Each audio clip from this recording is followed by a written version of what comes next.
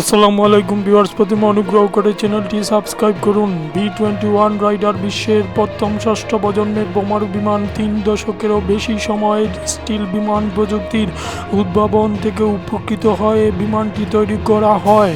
2023 সালে বিমানটি প্রথম উড়ান সম্পন্ন করে 2027 সালের মধ্যে বিমানটি B-2 বোমারু বিমানের বিকল্প হিসাবে মার্কিন বিমান বাহিনীতে যুক্ত হবে।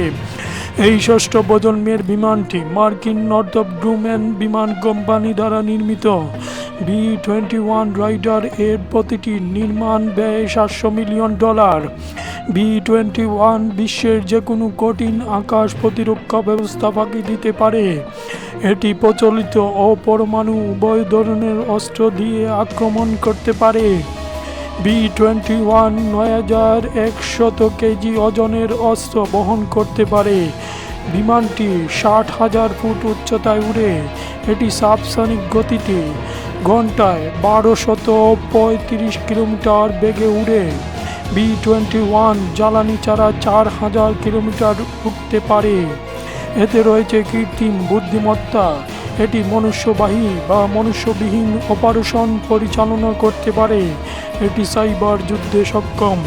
এতে রয়েছে ইলেকট্রোম্যাগনেটিক স্পেকট্রাম অপারেশন সিস্টেম। এটি সর্ব আবহাওয়ায় উঠতে সক্ষম। B-21 রাইডার আগামী কয়েক দশকের হুমকি মোকাবেলার জন্য তৈরি করা হয়েছে। এতে নতুন অস্ত্র অন্তর্ভুক্ত করা হয়েছে। এটি বিশ্বের যে কোনো জায়গায় উড়ে গিয়ে যে কোনো লক্ষ্যবস্তুতে নির্ভুলভাবে আঘাত হানতে সক্ষম।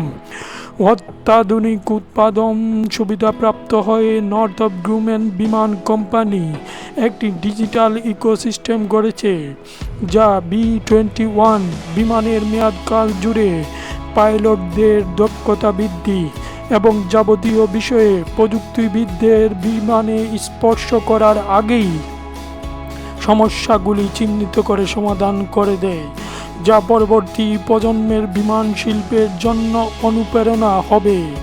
B-21 রাইডার মার্কিন যুক্তরাষ্ট্র ও তার মিত্রদের নিরাপত্তার জন্য গুরুত্বপূর্ণ বোমারু বিমান। নিউজ ভিডিওটি ভালো হলে লাইক দিন।